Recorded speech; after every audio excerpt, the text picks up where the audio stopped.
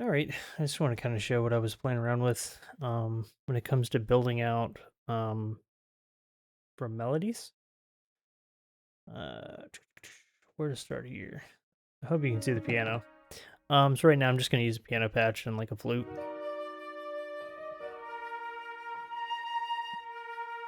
So the flute's legato, but you can still hear the chords underneath it. Um, I started out with the idea of composing out the chords from in the example he uses the bass line. It's on my TV here. But I actually did the outside lines was my idea to play around with just to kind of practice. So the bass line I chose was a simple just E flat, D, B, C, which is simple enough, right?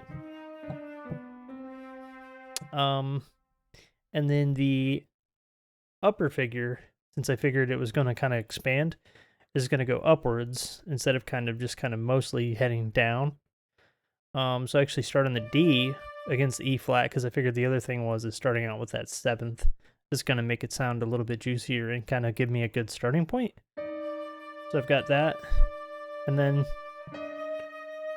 the E flat, and then my next melody note's an F over the B, and then my next melody note is going to be the B flat over the C, which normally doesn't sound that wacky, but it's kind of what I kind of heard going on, and I kind of wanted to work with that, and I think I found a good fit for the actual chords, because then at the same time I want to kind of thicken the texture a little bit by expanding the chord out, and then my last chord is going to be a larger polychord, I guess. So, since I've got these two sevenths, well, this is a seventh, and this is actually a 13th. And the thing is with that 13th is the only chord I could think of that had that, I guess, like flat 9 in the action chords was the flat 6 in second inversion. So that meant that this first chord had to not be that if I wanted to make it interesting. So I chose a E minor with that major 9, or major 7th. So minor, major 7th. And then the flat 6 in second inversion. And then I did a B minor on the bottom with the major 7th and the sharp 4 on top. Right? So here we go. Right? And then the last chord is the fun chord here. I actually do a C minor, minor major 7th. Right? So I've got the C, E flat, the G, and then the major 7th. And then I actually use that major 7th to build another minor major 7, which is going to be B, D, F sharp, A sharp. So the whole chord is 2 major and minor ninths stacked on each other, which is just juicy. I guess in some ways it's an extension off of that like major 7, major 9, sharp 4, the Hungarian.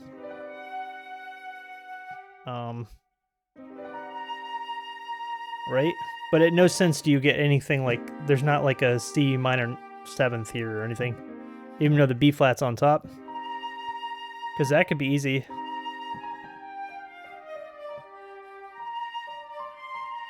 But this is not that. That's if anything, the other fun part about this, since a major minor or minor major 7th is basically a root with a augmented chord minor 3rd up, right?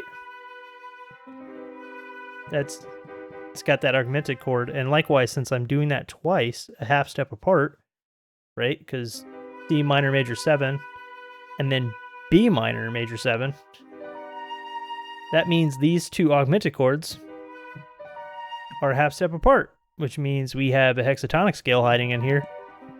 Even though they're spread out like extensions, that's what we have. So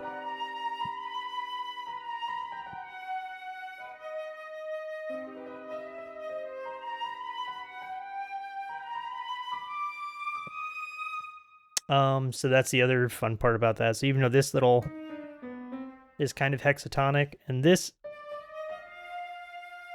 I mean, if I didn't go to that B flat, I probably would continue hexatonically. So, I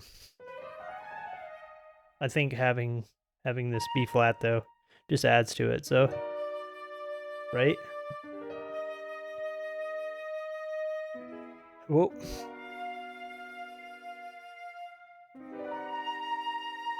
And then all I did playing around with that was I made the top line more melodic. And then I did that by playing around with where are the fourths and the fifths that will make it feel like it's more tonal. So right? So there's, because that's a common chord, so I did like the resolution of the leading tone, right, on the major seventh, which is almost like an anticipation, right?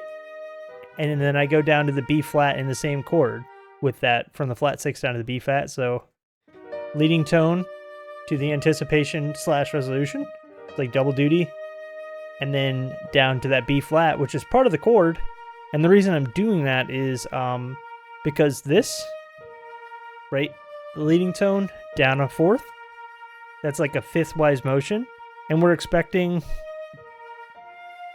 like, that makes more sense, like 4 1 5 essentially, or down a fifth, or down a fourth is the same thing as up a fifth. So if we hit down another fourth, we go to the F, so we go to the octave one, right?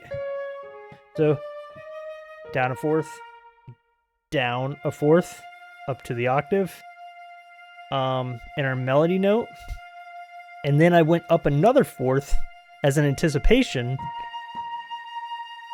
right? So it's really resolving the half step, down a fourth, and by that I mean up a fifth this time, and then up a fourth. So it's like all mostly perfect movement. And then to hear how that sounds using those as anticipations,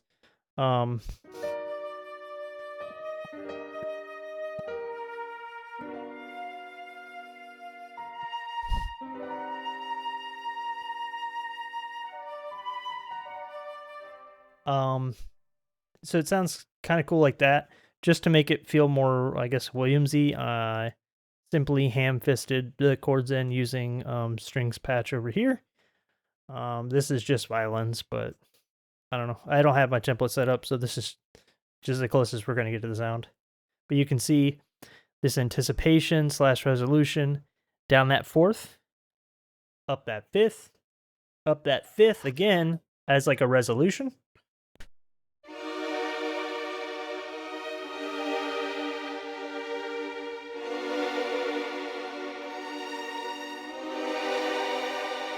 And then I imagine I'd probably stick on those.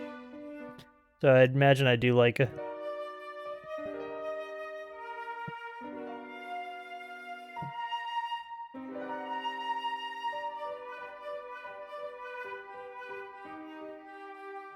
you know, like that big spreading out the hexatonic scale in the thirds like that. Makes it sound like a big extended thing. So I figured that's probably what I would play around with, but I ran out of hands and fingers, and I'm not very good at piano, but I don't know. I'm just practicing, and I'm just like always, I'm loving these courses. So, wait, where's the camera? Thanks, Mark. I'm just kidding. It's over here.